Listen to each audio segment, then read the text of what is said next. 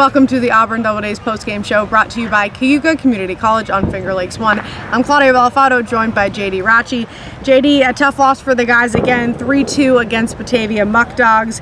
But we face them again tomorrow. It's the first game of the series. Hopefully we can get a win in. Let's just start with Gomez on the mound. Not his best performance, but overall a pretty good performance. I think a really good performance. You'll take 2 runs in 5 innings of work from most starters. Maybe not from your ace, which Neomar Gomez has been, but the fact that that's his worst performance of the year is indicative of how good he has been throughout the first 3 starts of the season for Neomar Gomez. Through the first 3 starts, he hadn't given up more than 1 earned run. Today he gives up 2. His strikeout stuff wasn't necessarily there. The fastball was getting tagged around a little bit, but the impressive part today for me from Neomar Gomez was that breaking ball. He was throwing it on the outside corner to left-handed hitters, backdooring right-handers, lots of strikeouts. Almost all of his strikeouts came on backdoor breaking balls. He was really, really great, so I wouldn't necessarily call it a bad start. I definitely wouldn't call it a bad start for Neomar Gomez. Frankly, I thought it was a really, really good start.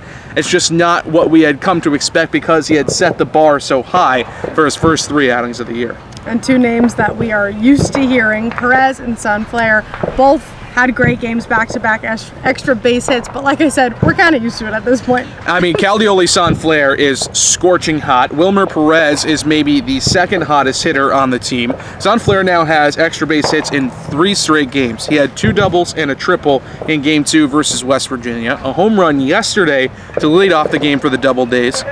And then he had another double today to get things going in the 2nd inning for Auburn, and then Wilmer Perez brings him around to score on an RBI double. It was an awesome day for the Doubledays and for Caldioli Sunflare. Didn't quite get the win, and then we had the circus play mixed in there too with Jake Randa and JT Aruda. A mental error from the center fielder Milton Smith, and then a throwing error, an actual error, E6 in the book for Dalvy Rosario, brings around the first run to score.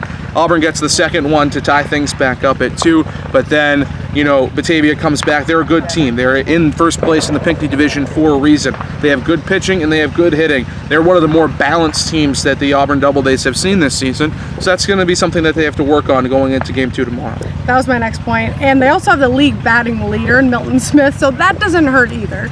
And they got Nick Reddy, who is 1st in the league in hits, 1st in the league in extra base hits, 1st in the league in doubles, 1st in the league in total bases, 2nd in slugging percentage, 2nd in OPS. I mean, he's a monster, and the Doubledays did great against him today. He goes 0 for 4, so to have a guy of the caliber of Nick Reddy, who won the College World Series Home Run Derby last season when he was at Air Force, to have that kind of guy go down 4 times, and it was never really a scary out. It was a couple of pop-outs and a couple of strikeouts for him. So to be able to do that with a young pitching staff, Neomar Gomez gets the start, and then 3 guys making their Auburn debuts today, to have him go down 4 times, that's an impressive outing for the Auburn pitching staff. Rocket Cap, last question. What are you saying in the clubhouse right now? Tough loss, 2nd loss after being on such a streak. What do you have to say to the guys? We're still really good at baseball. We're still winners of like 7 of our last 11 or whatever the number might be. We are still a hot team. We've just run into some hitting inconsistencies in the last 2 games. Let's get the bats going again tomorrow. The pitching did its job.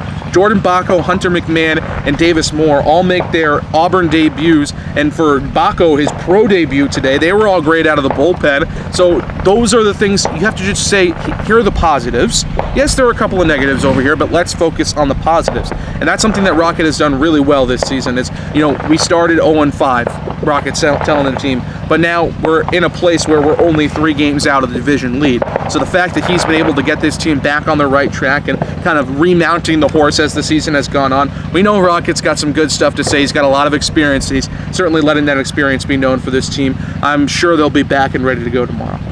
Chance to get a win tomorrow, Game 2 of the series against the Batavia Muck Dogs. This is your Auburn Doubledays post-game show brought to you by Cayuga Community College on Finger Lakes 1. Don't forget to listen to this guy and Jack McMullen on Finger Lakes 1 or MILB.com for tomorrow's game. Thanks so much for watching, guys.